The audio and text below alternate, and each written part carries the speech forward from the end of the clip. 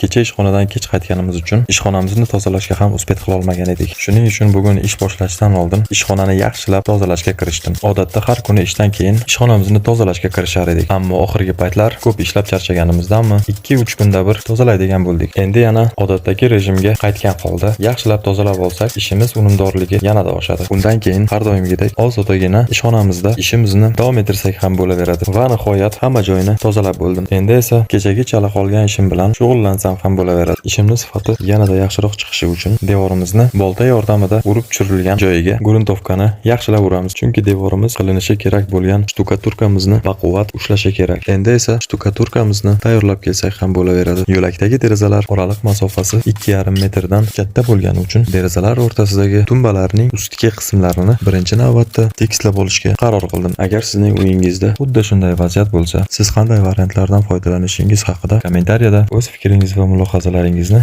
yozib qoldiring.